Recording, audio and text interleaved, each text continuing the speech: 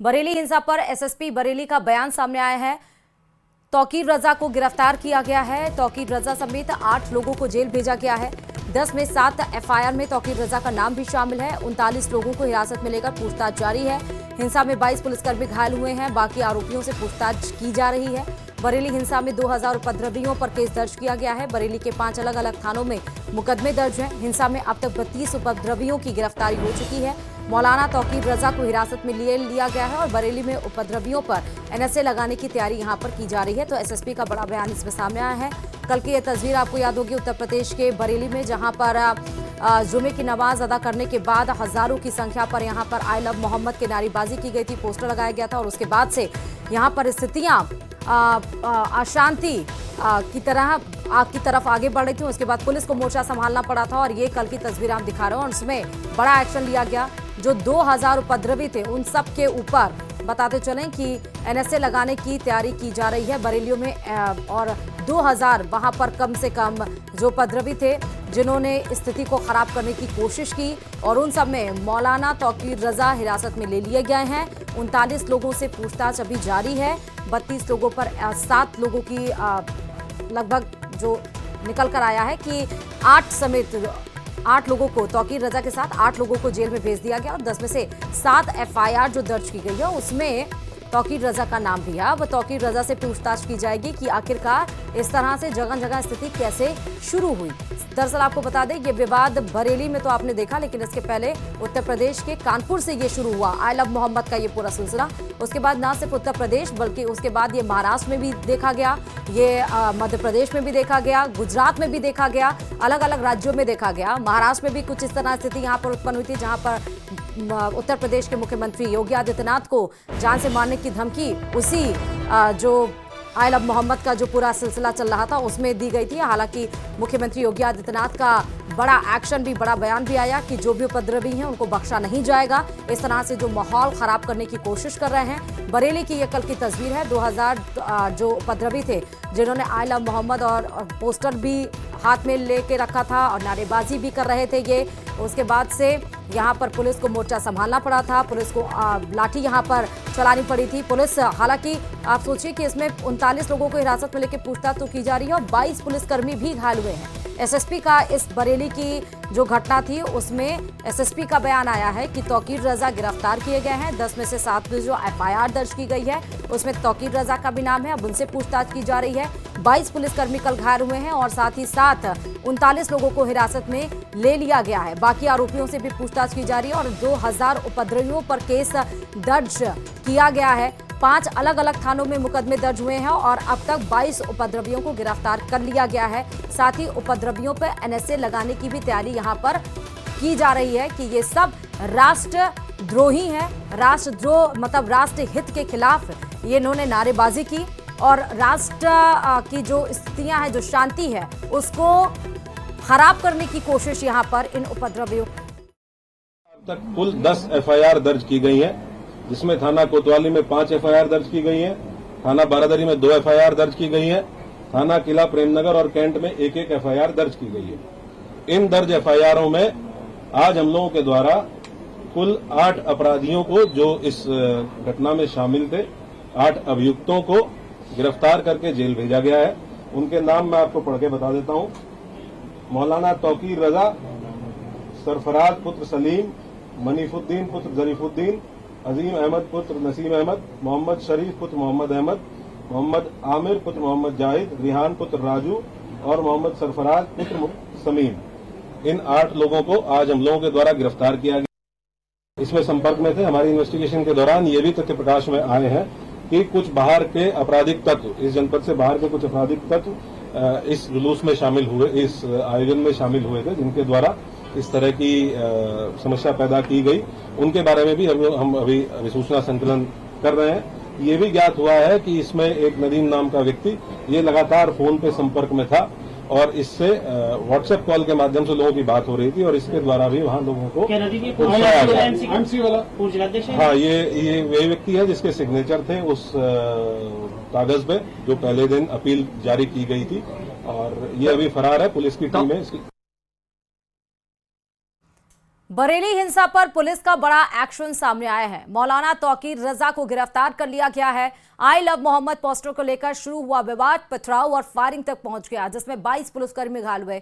Police ने 2000 अज्ञात लोगों पर मुकदमा दर्ज किया है। हिंसा की प्लानिंग पिछले 5 दिन से चल रही थी। पुलिस अब उपद्रवियों पर एनएसए लगाने की तैयारी में है और सीसीटीवी और सीडीआर खंगालने जा रहे हैं। देखिए इसी पर यह रिपोर्ट।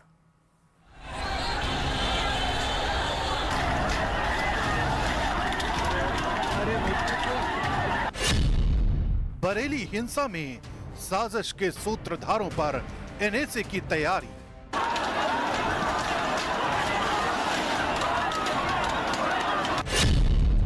सीसीटीवी फुटेज के जरिए एक एक आरोपी की पहचान।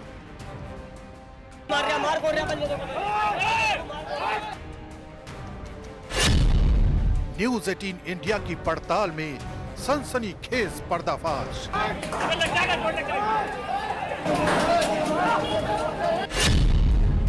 5 दिन से चल रही थी बरेली हिंसा की प्लानिंग।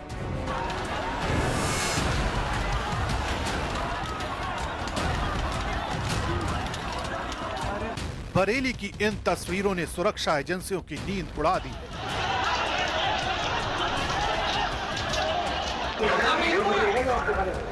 क्योंकि खबर आ रही है कि एक बहुत बड़ी हिंसा को अंजाम देने के लिए पूरे 5 दिन से हिंसा का प्लॉट तैयार किया जा रहा था।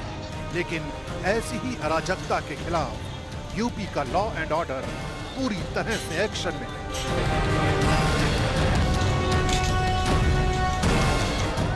एक एक आरोपी की सीसीटीवी के जरिए तलाश की जा रही है। जिन उपद्रवियों ने इस हिंसा का नक्शा तैयार किया, उन पर एनएसए लगाए जाने की तैयारी हो चुकी है।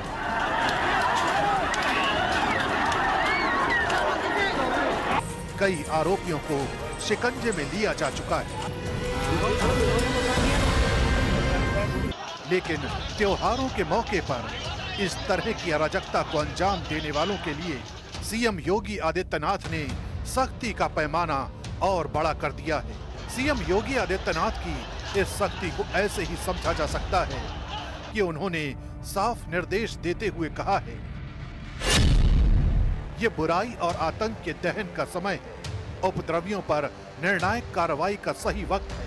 हिंसा में शामिल हर किसी की पहचान की जाए। वीडियो फुटेज की जांच कर एक एक आरोपी को पकड़ा जाए। सोशल मीडिया की मॉनिटरिंग हो ताकि कोई बच ना सके। कार्रवाई ऐसी हो कि दोबारा अराजकता फैलाने की सोच ना सके। कल बरेली के अंदर मौलाना भूल गया कि शासन किसका है। वो ये मानता था धमकी देंगे और हम जबरदस्ती जाम कर देंगे। हमने कहा जाम नहीं होगा, कर्फ्यू भी नहीं लगेगा, लेकिन कर्फ्यू का सबक तुम्हें ऐसा सिखा देंगे कि तुम्हारी आने वाली पीढ़ी दंगा करना भूल जाएगी। क्या तरीका है ये? आप सिस्टम को ब्लॉक करना चाहते हैं। और यह प्रवृत्ति थी यूपी के अंदर। 17 के पहले यही होता था।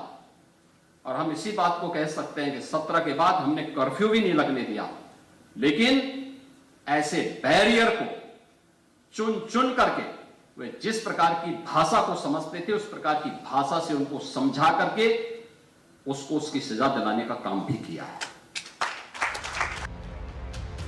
सीएम योगी आदित्यनाथ के इस एक्शन के पीछे वो क्रोनोलॉजी है जो कानपुर से लेकर बरेली तक हिंसा का एक ही पैटर्न लेकर चली है। यानी आई लव मोहम्मद की आड़ में देश को हिंसा की आग में झोंकने की खौफनाक साजिश वाला पैटर्न। यही वजह है कि कानपुर, वाराणसी, मुरादाबाद की घटनाओं पर सीएम योगी आदित्यनाथ ने अपनी नाराजगी जताई। आरोपियों के खिलाफ तत्काल एफआईआर और संपत्ति तक की जांच के आदेश दिए गए। महिला सुरक्षा, गरबा डांडिया की निगरानी और दुर्गा पूजा रावण दहन जैसे कार्यक्रमों की सुरक्षा व्यवस्था और कड़ी कर दी गई है। योगी आदित्यनाथ ने साफ कहा है कि यूपी में उपद्रवियों के लिए कोई जगह नहीं है। लेकिन इस बीच बरेली हिंसा से जुड़ा एक और वीडियो आया है। इस वीडियो में एक गली के बाहर पुलिसकर्मियों का जमावड़ा है, लेकिन गली के अंदर से लगातार पत्थरबाजी हो रही है। कुछ लोग समझाने की कोशिश भी कर रहे हैं, लेकिन पुलिस पर पथराव लगातार किया जा रहा है। जवाबी कार्रवाई में पुलिस भी आंसू गैस के गोले दाग रही है, लेकिन ये सब कुछ जो दिख रहा है बस एक झलक भर है। शुक्रवार को बरेली में जो कुछ हुआ उसके पीछे एक बहुत बड़ी साजिश बताई जा रही है। इसलिए समझते हैं कि आखिर कहानी कहां से शुरू हुई।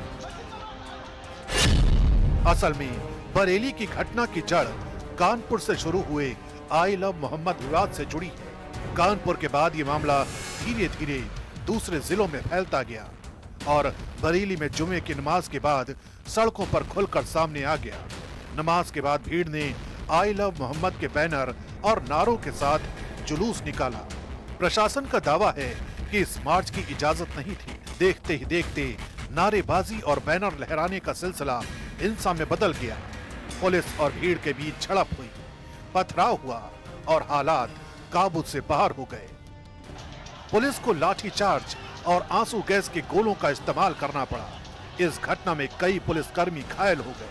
अब पुलिस कॉल डिटेल्स और सीसीटीवी फुटेज खंगाल रही है। बरेली हिंसा के बाद मुस्लिम समाज के कई नेताओं ने लोगों से शांति बनाए रखने की अपील की है।